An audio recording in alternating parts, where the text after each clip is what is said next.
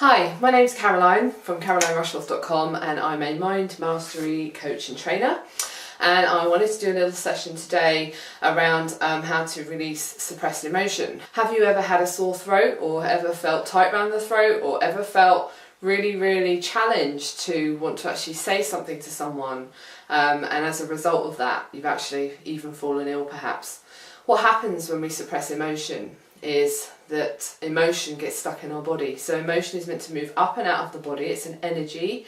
When this emotion isn't released or isn't expressed, it can then it ends up getting pushed down, pushed to the back of the mind, and then as a result of that, one can feel sad, one can feel depressed, one can feel really down, anger outbursts is another classic example of emotional suppression. And often this is something that's actually created from the past. This is often something that as children sometimes we can experience this, where we don't feel that we're able to express ourselves in some way, and so we become quite used to shutting our system down and shutting down our emotions. Sometimes that might be because we've been judged, sometimes that might be because someone has told us that we're not able to express ourselves, or has come back with some negative feedback or criticism. It might have been a look that was received, or just a way that someone was when you actually expressed yourself or had a feeling or an emotion, that somehow it wasn't welcomed and it wasn't received. And so what happens is that we then fall into this pattern, these fears of expressing ourselves.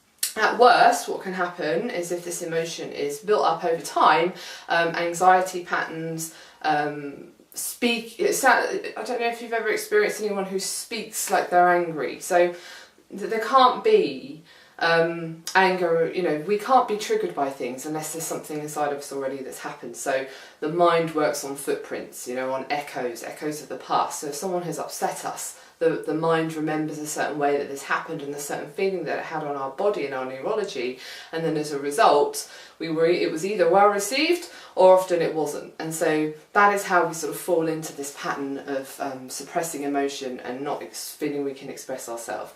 So I wanted to just do a little exercise. You can do this now or you can do it later, but this is a really nice exercise which I really like to use with my clients to help people draw out these emotions. So how can you release emotional suppression?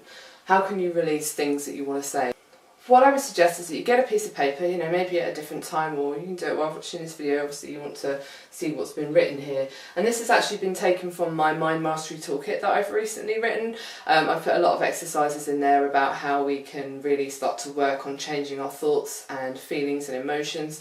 There are so many people out there that are feeling so sad and feeling so angry and feeling so hurt. And these things come about by relationships perhaps that end, or grief that we experience, bullying, being brought up in a dysfunctional environment. All of these things have an impact, and they create memory pains in our subconscious mind. So here's a nice exercise.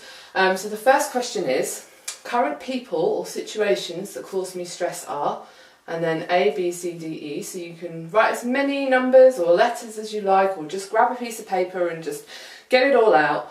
What people or situations are causing you stress. And then some things I can do now to change my thoughts and feelings about these. So I've just written here 1, 2, 3, 4, 5. Maybe there'll be 10 things in there, maybe there'll just be 1 or 2. But I would suggest that you write as many numbers out as possible and just see how many of those gaps you can fill, because sometimes we can take ourselves by surprise by actually how much we're holding in, or how many people are annoying us, or situations that have upset us. And some of those can be very subconscious. And then the third one is, I can help to improve my mindset by commitment to 3 things that are good for me every day.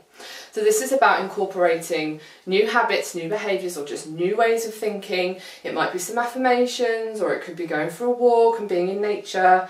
What 3 things can you start to bring into your daily routine so that you start to feel better and you start to change your vibration and start to change the way that you're feeling about this? And this is really an exercise to get you to really think about taking back control. what can I do to change it? And that's what real self-mastery is, about going inside and just tuning into what our needs are and how we can overcome these things. You know, how can we take back control? So I hope that's been helpful. Please feel free to send me an email if you've got any questions. I'd love you to subscribe if you feel that this has been helpful, or share away, and I look forward to seeing you again. Thank you.